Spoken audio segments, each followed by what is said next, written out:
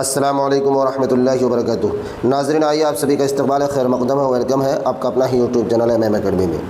सहायक उर्दू अनुवादक का ये 40वां क्लास लेकर आपके पास मैं हाज़िर हुआ हूँ।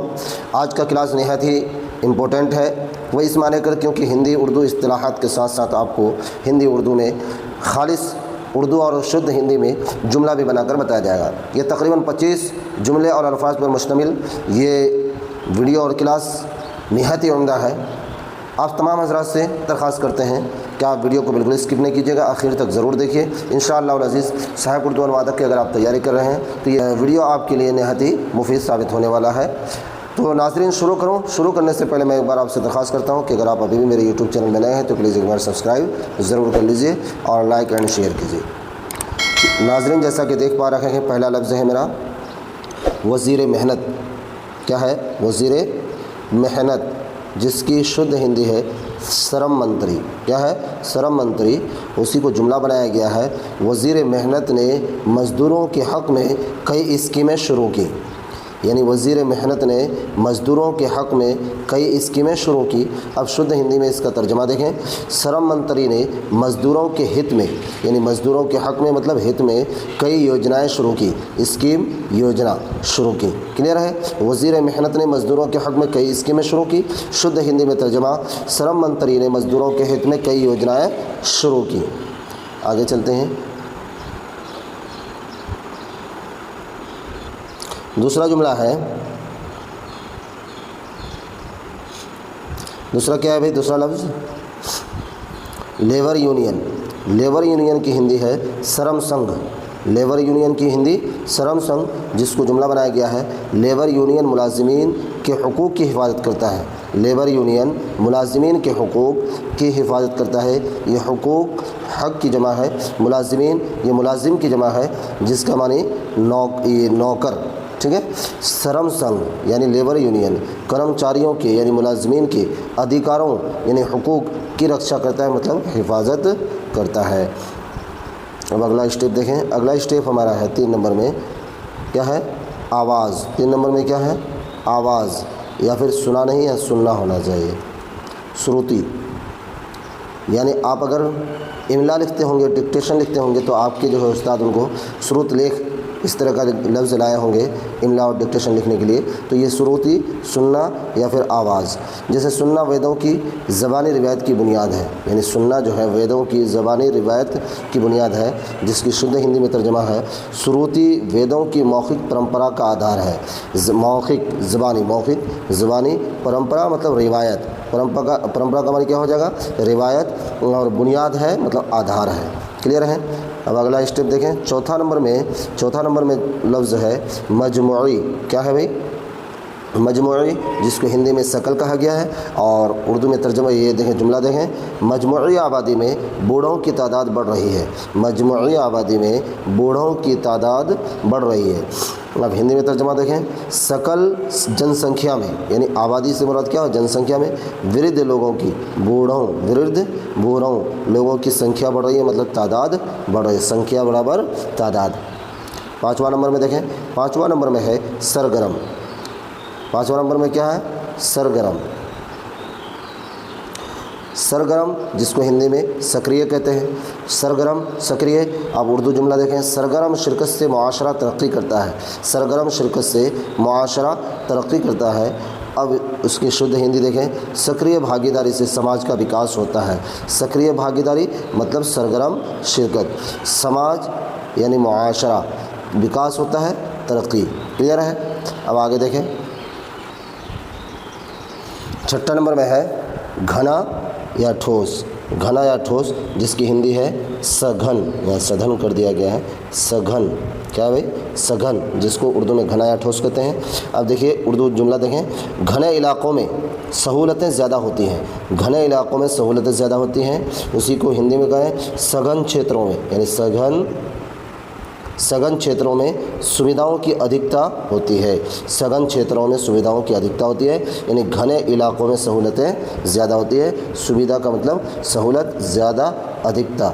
ठीक है? 7वां नंबर में सेक्रेटरी।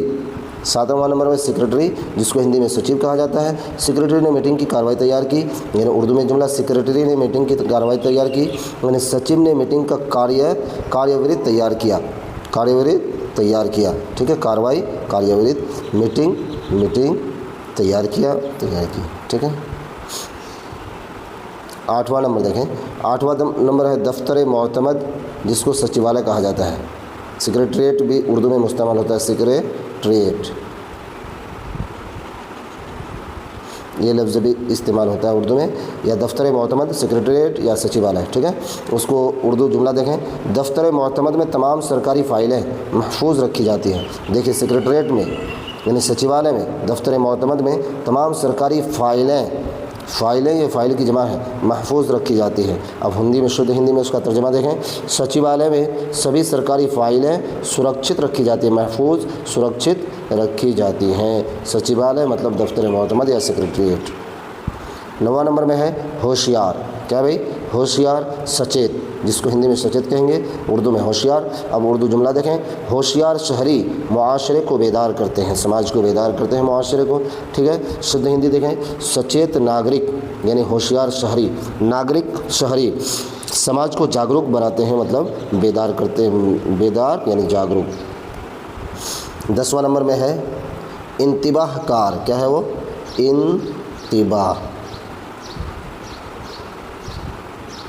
इंतिबाहकार यानी सचेतक, ये नून है। इंतिबाहकार, सचेतक, जिसको हिंदी में सचेतक कहा जाता है।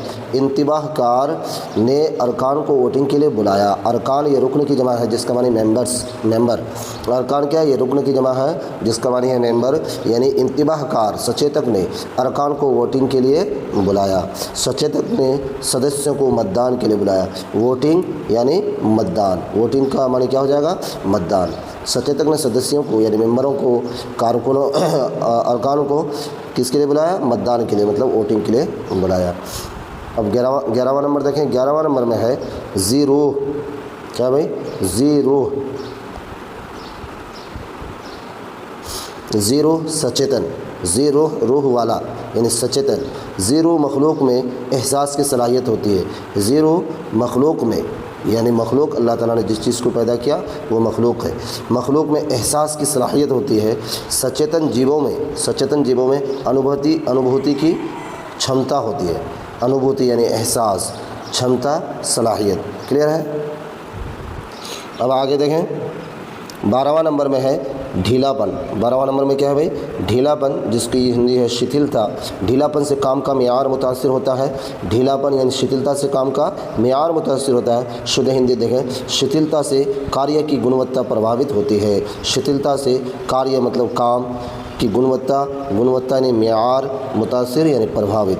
ठीक है, तो ढीलापन से काम का मेयार मुतासिर होता है। शिथिलता से कार्य की गुणवत्ता प्रभावित होती है यानी मुतासिर होती है। 13वां नंबर देखें। 13वां नंबर में है खैर सगाली वफ्द, जिसको हिंदी में शिष्टमंडल कहा गया है।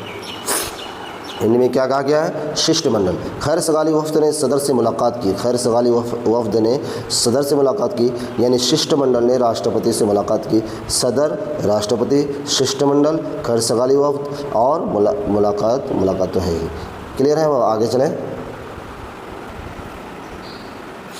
14वां नंबर में है आदाब यानी शिष्टाचार। आदाब या अदब की जगह है, शिष्टाचार हिंदी में। अब उसका उर्दू जुमला देखें। आदाब मुआशरती ज़िंदगी में ज़रूरी होते हैं। आदाब या अदब का होना मुआशरती ज़िंदगी में ज़रूरी है, जिसको शुद्ध हिंदी में तर्जमा देखें। शिष्टाचार सामाजिक जीवन में आवश्यकता होती है। शिष्टाचार यानी आदाब, सामाजिक जीवन, मुआशरती ज़िंदगी, समाजी जीवन, मुआशरती ज़िंदगी ज़रूरी होते हैं यानी आवश्यक होते हैं।